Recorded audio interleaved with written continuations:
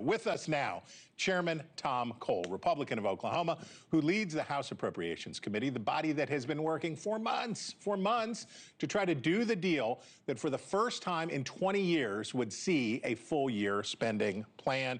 Mr. Chairman, thank you so much for being here. You're going to have quite a week. You're going to have gonna be exciting, no doubt about it. Okay, almost a year ago, when I talked to you about this, you were optimistic. And you said, we can do it, right? Like you've been in Congress a long time, and you said, we know how to do this, we can do it. It doesn't look like we're gonna do it. It doesn't look like it's gonna happen. Tell me the reason for hope. What's the reason for hope that what you wanna do, which is have the process work its way out and do what was commonplace prior to about 2005. Why are you hopeful, and if so? Well, the reason to be hopeful is we're asking for nothing more than simply time. Look, we've not put anything in front of our Democratic colleagues that they haven't voted for before. We just want to talk and negotiate and keep moving. We're pretty close on 3 bills. We'll have another package after those 3 bills are done. But at the very last minute, frankly, Democratic leadership decided to put things in here that have nothing to do with appropriations. Medicaid is not something we deal with on the Appropriations Committee. The Obamacare subsidies are not something that we deal with. And so this is just an effort to take something and extort the day-to-day operation of the government to try and get something that's unrelated to that.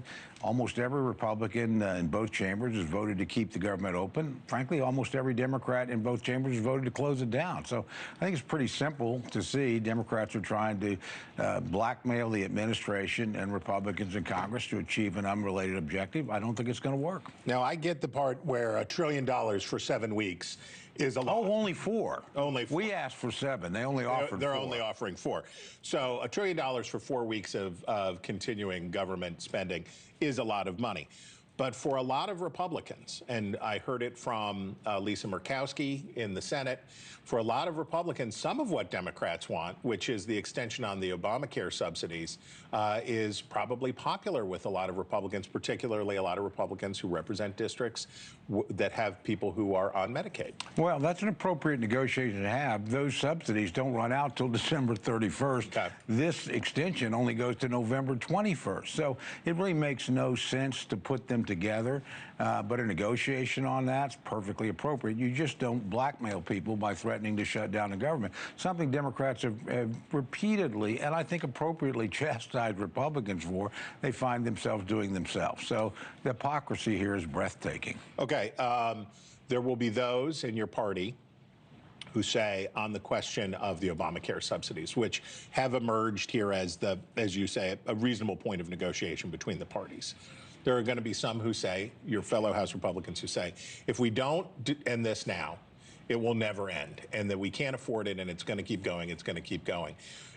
How concerned are you that if the Senate comes up with a deal to get a package and that's in there, that House Republicans will say, we're not doing it? Oh, I'm very concerned because, again, any deal is going to have to be something that involves House Republicans. You can't simply cut it in the Senate and send it back over without talking. I think that's actually one of the reasons why the president probably canceled last week's negotiation. He was not there with either the majority leader or the speaker. When they negotiate tomorrow, he will be. So all those parties need to be in the room because they all have votes that are important to actually get us moving forward and back on a normal appropriations path. Now, it's hard to tell. You've done a lot of these. You've been around for a lot of these, but in the ones that I've been around for, the shutdown theater versus reality, right? So there's pregame talk, right? People say, well, we don't care and we're going to do whatever. Some of it's real, some of it's bluster. I hear a lot of Republicans say they want a shutdown because then they can fire all these government workers. And that a shutdown would actually be good because then they could finish the Doge work. Well, I'm not for a shutdown ever. I was not for the previous ones when Republicans did it. Democrats have also shut down the government. Schumer did over DACA in 2017. Look, they don't work. They never achieve the objective they're supposed to achieve. They put a couple million people's lives at risk. A lot of us live paycheck to paycheck. They got mortgage payments. They got car payments. We can keep talking. We just don't have to shut down the government to achieve the talk. And I think the threat is a dangerous one to make and one that when you slip into a shutdown, they're awfully hard to get out of. Thank you for watching. Subscribe below and download our NewsNation app right now on your phone, and you will get fact-based, unbiased news for all Americans.